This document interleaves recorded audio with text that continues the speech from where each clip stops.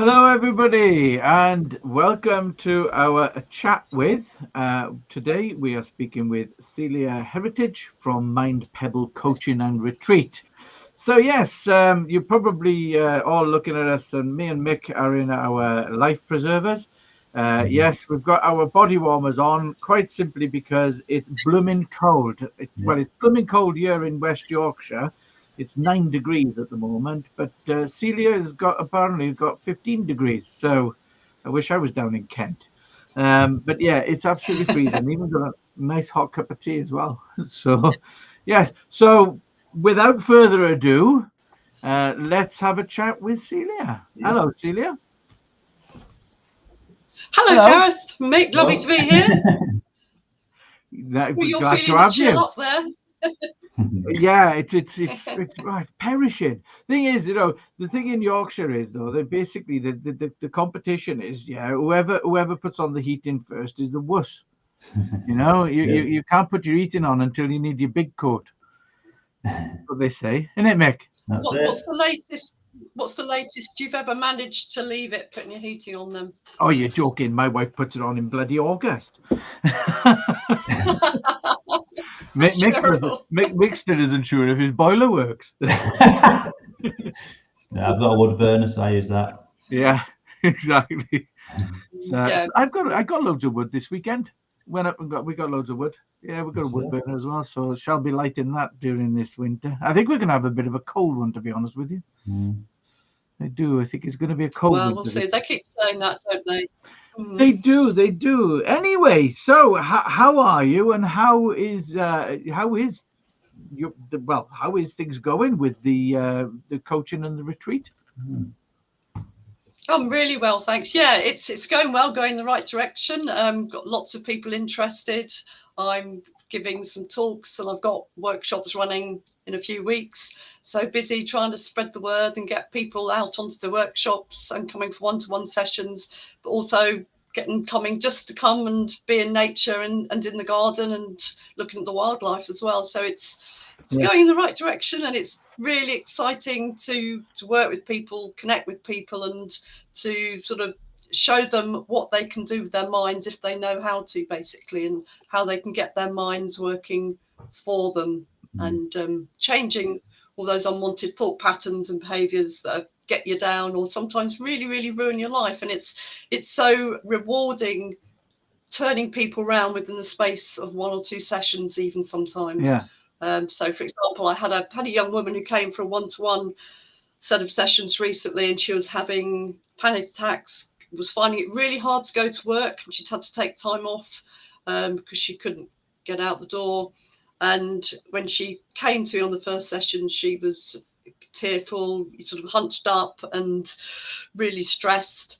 And she went out 3 or 4 weeks later, totally different person, smiling, happy, body language was great, and she was now a confident young woman. And it's so amazing what you can do just with the understanding of the mind and how it works. It's really rewarding area to work in. Yeah, I can believe that. I mean, it's amazing. The mind is a powerful thing, isn't it? So it really is. And and I don't think people realise that it's the subconscious mind, which that bit that is your sort of automatic bit that runs automatically in the background, and you need it to get through everyday life. But it's what's holding all your core beliefs from childhood, things that have happened to you, and that's what's causing some of the emotions and feelings and thoughts that you don't want and you can't get rid of. And once you realise how to go in and talk to it, because I teach my clients how to work with their own minds, I don't just sort of do therapy on them, I actually teach them a life skill. They are amazed, and people come on the workshops like, wow, we didn't know you could do this. And it's relatively simple, and it's really a life skill that should be taught in schools, really. But this is something you got into through your own experiences, though, wasn't it? It is. I had a very different life. I worked in the history and genealogy world, and I still do that to some extent, but my life changed dramatically within the space of a very short space of time due to personal circumstances. And it was almost like several rivers of trauma came into my life and ran together at the same time from different directions. And I was in a really, really bad place. This was about 6 or 7 years ago. And I was really lucky. Just through chance, I happened to meet a trauma specialist, and she's a hypnotherapist, and I do something slightly different. But she helped me, and she said to me, you know what, you're a natural healer, go out and get trained. And I'd always had this sort of fascination with the mind and need to help and nurture people, and it was like I had to go through all these traumas and work my way through them and experience them in order for me to be able to get to the point where I could then help other people. And it sounds corny, but I do feel these things were sent to grow me, basically. Yeah.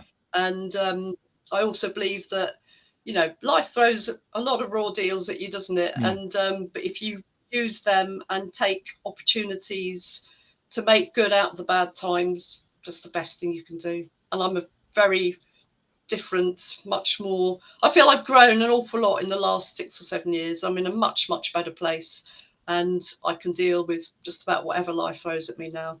Amazing. So it's all good. It's been a long, quite torturous journey in places, but it's been great now coming out the other side. And and being able to help other people, it's wonderful. Yeah, it's like quite admirable, really. You know, you go through all of that stuff, and then basically you, instead of going, right, okay, I'm better, you then turn around and go, well, actually, right now I can help other people. But one of the things I think is really good about with what you do is that you are in a lovely part of the country, which is warmer, as we've established. But that's because you're all the way down that there south. We are the warmest and the driest, usually. Yeah, even though somebody may correct me, even though it's Romney Marsh, you're still the driest. Yes, so I'm technically under sea level, but ironically, we're probably the safest place in terms of flooding because it was built to take the water, and we've got no rivers near us. We've just got drainage channels, which they call sewers, which people go, oh, that's not very nice, but they are just take the excess water away from the rain. Yeah. And so far, for hundreds and hundreds of years, the systems work really well. Brilliant. So it's a very unique environment with big open skies. Yeah. It's wonderful. And it's as you say, you mentioned earlier about getting back with nature, and people can come down and they can, and I think that's really important. I think sometimes we get so stuck in front of these damn things that we sit in front of every day that we don't just every now and then get up and say, do you know what? I'm going to go out for a walk. I'm going to go out. And I don't think you can underestimate until fairly recently. I actually was working in the corporate world, and it was 6, 7, 8 hours a day in front of 3 screens. And I can't tell you how important it is to get away from that. And I've realised that I have a major need to be outside. And research and scientific research has proved that there's something about being outside in nature that actually helps you mentally, physically. We're not supposed to be squirreled away inside looking at a screen. No. And even just taking a short break, really, it's not enough. Mm-hmm. But sometimes, unfortunately, we can't always solve that problem, but it is really, really important. So one of the things I offer is, even if you're not coming, you don't have to come here for therapy and coaching. You can just come and spend time in the nature garden, which sounds a bit odd, nature garden, but it's a wildlife garden basically. And we've got formal gardens, but also, and it extends away from the house. It goes into a hay meadow and a wildflower meadow, and you can come and stay, or you can come for the day. That sounds absolutely brilliant. Absolutely brilliant. Yeah, we've got lovely views. We're next to the medieval parish church, so you can stare at the church, you can look at the wildlife, walk at just the relax. Beach is 3 miles away, and I will even take your mobile phone off you. You can give out my number as an emergency contact number if you want to get some really quality me time, away from emails, away from family, mobile phones, business contacts, and just really get some zone out time. Sounds So important, bliss. really, really is. Sounds like bliss. Yes, Really. and of course the warmer climate. And of course, a warmer climate. Not for much longer. It's going to Yes. get cold down there as well, you know. It is, you know. I'm very lucky. I've got a very large conservatory, and as the Germans who visit, they call it the Wintergarten, which is a lovely name for it, because it's really enables you to almost sit out in the garden even when you don't want to be, because it's wet or it's cold, and you can look up at the stars, and it's really cool. Very, very lucky. Yeah, very good. It sounds delightful. Yeah. But it's quite funny though, because when we first started talking, when you joined the club, our creators club, one of the things that we noticed was that you've also got a camera, a wildlife camera in the garden. And we were like, you have got to take that footage and put it onto your channel. Because it was really birds turning up and things just going past it and stuff, you know. It's brilliant. I've got 2 now. I've put 2 out, and it was a bit of an experiment as to where to put them. But I've settled on, there's usually one trained on the wildlife pond, because all the birds and animals come in to drink.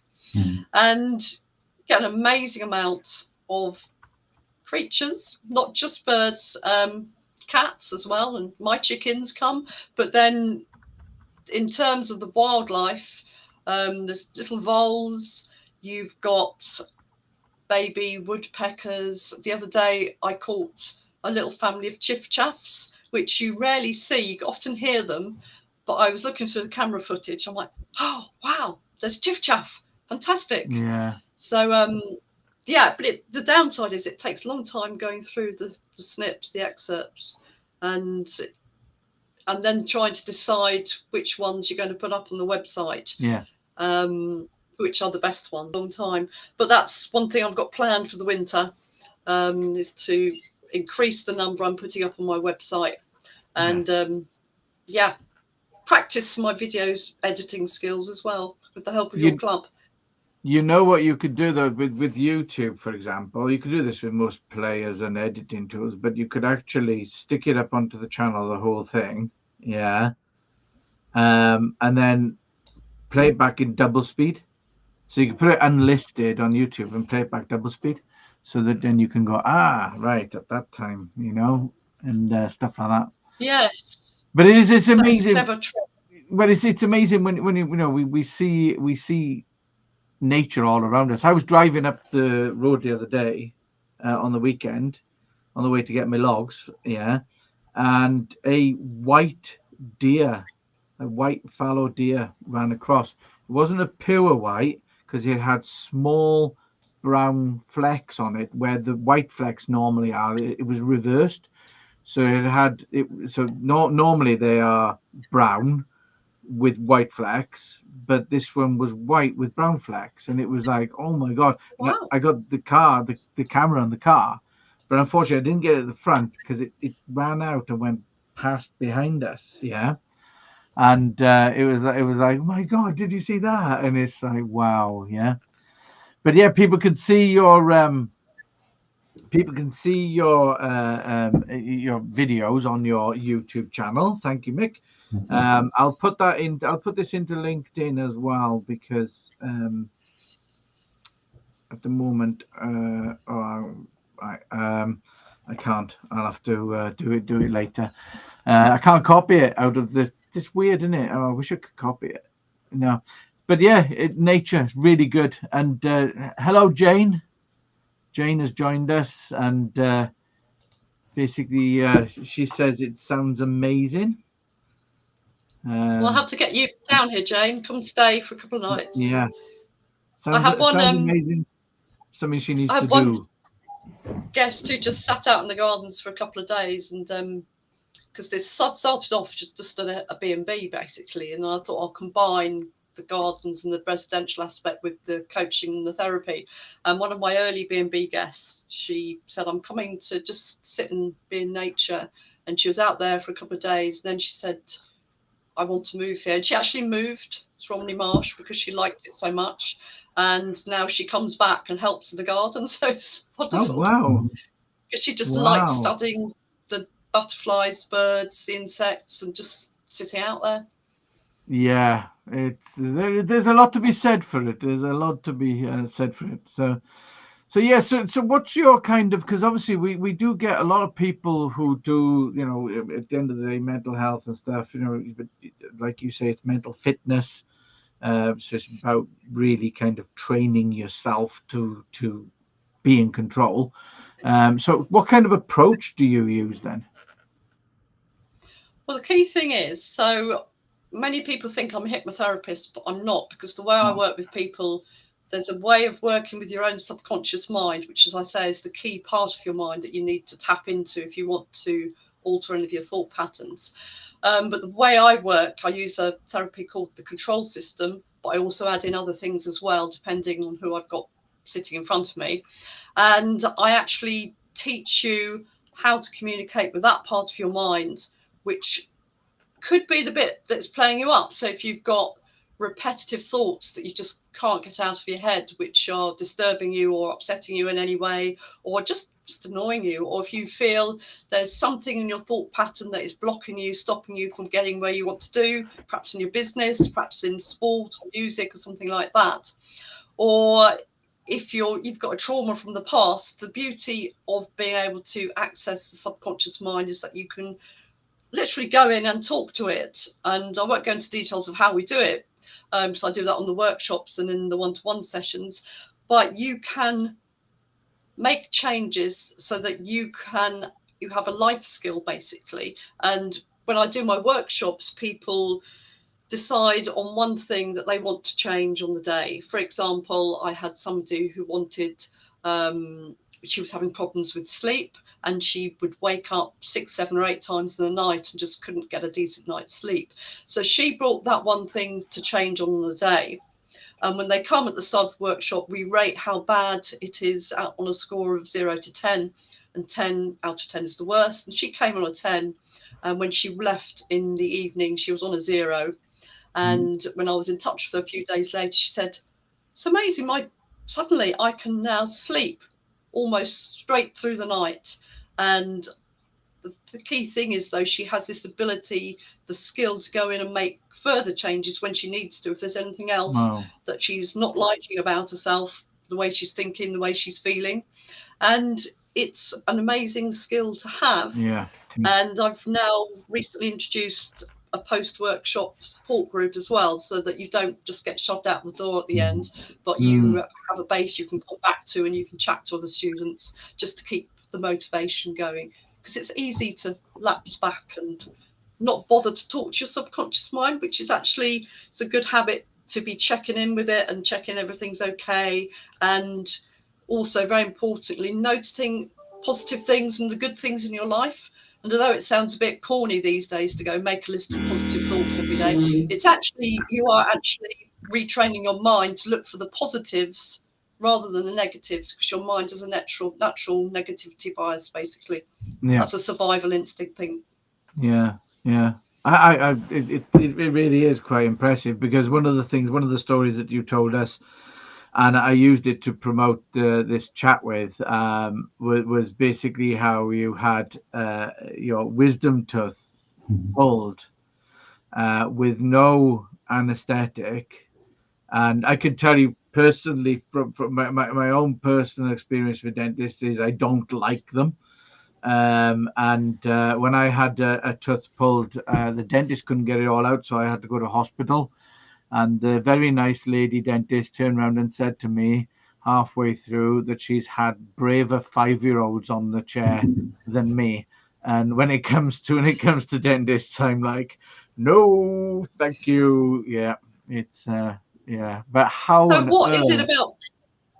What is it about dentists? Well, what is it about it? Do you think? Why did they make you so nervous? I don't know. I broke my jaw when I was younger, and It's usually something in childhood. You don't always remember what it is that had started a thought pattern. I can work with you on that. You see, Gareth, I can work with you on that. That's not a problem. But what I did, I had I was thinking, I don't want an injection in my jaw. What's the point? That's what I don't like. That's what I don't like. That's going to be painful the tooth pulled out. So I thought, with using the subconscious mind, you can turn pain levels down. So I work with quite a lot of people who've got chronic pain and dealing with constant pain, which is a slightly different thing, but you can turn pain levels down because pain is an alert signal. It's your system, your body alerting your mind that there's something you need to be aware of because it's a danger to you, basically. But basic question with my wisdom tooth, I said to the dentist, I don't want an anaesthetic. He looked a bit nervous about this, by the way. And I said, as long as you tell me in advance what you're going to do and when you're going to do it, I'll go in and talk to my mind and say, it's not a threat. This needs to come out. You're going to receive sensations which you'll think are pain signals, but I want you to turn those off. And I said to him, I need 30 seconds before you start just to go in and do it. Did it, and he took it out. And the worst bit was the noise, because it's not very nice when it comes out, is it? And the best bit was his face at the end, because it came out and he was standing in front of me with the forceps, or whatever they call, holding this tooth, and he looked white and shaky, and he went, oh, I've never done it like that before. But it's fine. Dear me. But you think in the old days, people used to have teeth pulled with none of this namby-pamby anaesthetics, didn't they? But it's going to be different for everyone. But do you know, because, back in Victorian times, a wedding present from a father to his new son-in-law was to have the daughter's teeth pulled out. Oh, yeah. It's true. It's true. I know what you're going to say. No, that's your dirty mind, not mine. It's true. Talking too much. You look it up. Yeah, you look it up. Yeah, but they used to pay, because dentistry, I suppose in Victorian times they discovered sugar, and dentistry was quite expensive, and basically they used to do it. I'll find a link for it. But you tell us about your workshop. No, I'm not doubting. I want everybody else to see it. All right, workshops. I run two sorts of workshops. They're the same, but one's online and one's actually here at the Mind Pebble Gardens and Retreat. And the next two are both on Saturdays for all of you people who are busy with businesses during the week. So there's one on Saturday, the 18th of November here at the Mind Pebble Gardens on Rumley Marsh. And that's a one-day event. And you, as I say, bring something about yourself, your thought pattern, behaviour to change, to work on the day. And I'll teach you the method of making the changes, but also the life skill to go away with. And the same thing is running the following Saturday on the 25th of November, but that's the online equivalent. And if you are distant from Rumley Marsh, you can come and stay the night before or the night after at a reduced rate over my normal B&B rate. Very good. Very good. And if anyone's in the Ashford, Kent area, I am actually doing a 1 hour interactive session locally at Evegate Business Park, which is near Ashford, just to introduce the subject. So that's another event which is on my Facebook page. Lovely. Now, while you were telling us that, I did actually quickly Google, and there's the story. Yeah. I'll put it in here as well for people on YouTube, because LinkedIn's a pain in the backside and the rest of it. A terrifying story. It was the 18th birthday, that they used to do it, and they used to pull the teeth have their daughter's teeth pulled out. Oh, terrible, awful. Anyway, let's move away from that. I shall look forward to reading that. No, don't. I learned that. We went up to, there's a museum. There's a museum up north, begins with B, and I can't, Beamish. We went up to Beamish, and there's a dentist place in there from Victorian times, and the tour guide told us the story about how they used to do that. So yes. Anyway, so you've got going to do doing the one at Rumley Marsh, and you're doing the workshop online as well. Yeah, I am, yes. And wonderful. You can't make those. I work one-to-one with people both here and also online as well. So lovely, excellent. So really, well, yeah. At the end of the day, it's how can people find out more about those booking onto those workshops? If you go to mindpebble.co.uk and go to the workshops page, you can book direct. There's also some other events on there which you can book by email, but the workshops are bookable online. And there are only 6 places on the one that's here in person. So get in there quick if you'd like to come. And if you'd like to be on my mailing list, just drop me an email. I'm going to be, hopefully in New Year, starting a newsletter about the gardens and the workshops. So I'm hoping to do that over the winter, and also, to do some more video work, having educated myself better about videos. Your wonderful library I get as a member, and so watch this space for more videos and things coming, hopefully. Excellent. And more wildlife camera shots as well. Right, I'm just copying that link. I'll stick it into the LinkedIn chat. So there you go. There we are for the workshops. Fantastic. Yes, so you're going to be doing more video. We'll be seeing that come in. Actually, I'm going to reiterate what Mark has just said there. It has been really good learning more about what you do. And I know, Mark, you work in the well-being industry as well. It is quite unique, and what you do, I mean, the talking to your inner self and stuff is very interesting. I know I talk to myself, but the wife, she just... That's slightly different though, isn't it? But it is so important, because we have so much, the world is such these days, there is so much stress, especially for younger people. So I've been doing videos on Instagram and TikTok and stuff like that, so you can tune in and have a look at those, follow me on that. And just getting the message out, little tips and hints, things you can do to help yourself on an everyday level, especially people who are feeling anxious, stressed. Every little bit helps, spreading the world and helping people not just cope in this life, but actually feel really good about being alive and going where they want to be. Yeah, I think you're right about the younger generation. I know I was talking to Heather the other day, and basically I said, I am so glad I was born when I was born. And it all came from, I was watching, there's a documentary on Netflix called Vape, about all this vaping that's going on and stuff. And as somebody said, this Gen V or whatever they are, or Gen Z or whatever they're called, they basically were born into an era when literally they were born into an era where you had a mobile phone in your hand and social media from the start. And there's so much pressure for them to post and to interact on this digital scale that it's mad. So, right? Yes, Mark.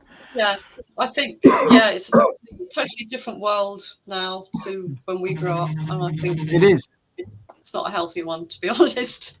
No, I don't think it is. I don't think it is at all.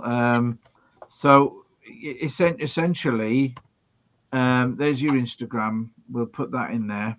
Yeah. There is a TikTok one as well somewhere. But I must admit, I'm not very good at using it, but I'm getting stuff up there. What, TikTok? Yeah. Yeah. If you go to my website, the link will be on there. They should all be on there. I mean, I'm on the quick look now, but they are. So here's your Facebook and your LinkedIn. This is one of the stresses of modern day, though. There's so many different platforms, and it's like, who sent me a message on what? I'm trying to find it. It's... So, and the thing is, I've got to do this twice because LinkedIn's a pain in the backside and won't let me. It doesn't let you. When you post on Restream, which is obviously the platform we're using, it doesn't post it into LinkedIn. Doesn't post it into the chat there, so you have to do it twice. So on Restream, it shows twice on the feed. Yeah, that's something for you all to know. If you are going to do some live streaming, and basically at the end of the day, when you're using like Restream, because the way that LinkedIn works, it's a real bit of a pain, to be honest with you. But there you go. So there's all your links. But anyway, I will say, Celia, it was absolutely amazing listening to you and your story, and you making me cringe about the dentistry. Still, Well, it gives me the heebie-jeebies. I've got my eye on you, Gareth. I'm going to work with you and get you over this Oh, you don't want phobia. to go in there. I do. Have you seen those movies where they go into the subconscious and they can't get out? And it's just Make it so your best untidy. friend. And it's so untidy, and it's like, oh my God, I gotta get out of here. Nothing wrong with a bit of untidiness, as long as you No, understand. there's not. There's nothing wrong with that. It's a sign of an organized mind, Indeed. apparently. Yes. But anyway, well, thank you very much for coming along to our chat with. Our next chat with is going to be with Julie Forrest. We'll be talking about system processes and the like, and it's going to be on the 20th of November. We're not going to have one for December. We're going to take December off. But if anybody is interested, we've opened up our club members competition to the wider public. So our competition for the month of October through November is to create a Christmas message video for your clients. So I'm going to be posting more about that on my timeline and stuff on LinkedIn and the rest of it. So keep an eye out, because yes, you can win 2 hours professional editing to help you with video production and stuff like that. And yeah, so it's going to be the best Christmas message to clients that we're going to be awarding them the prize to. And if you want to find out more about the Video Creators Club, then by all means pop over to clockworkeye.co.uk, and basically we will you can have a look and book a chat with us to find out more. All right, is that it? Mick, you were trouble shutting you up again as usual. Can't get a word in. My mother-in-law said, "What does he do?" I'll just leave you on this. Just going back to Gareth's episode with his teeth, I picked him up from the hospital. Okay, he was high as a kite. Really? It's never been as nice to me. Oh, you should do more of it then. that is true. So yeah, I thought you were going to hug me at one point. Oh man, yeah, it was rather fun, that. Yeah, it was. There we are. And just dropping our chat into the chat. There we go. There's our website as well. Should have had these things ready, but there we are. Anyway, right. Well, it's time to say goodbye to all the lovely people. Goodbye, all you lovely people. Yeah. And we will see you next month. Bye. Bye. Yeah.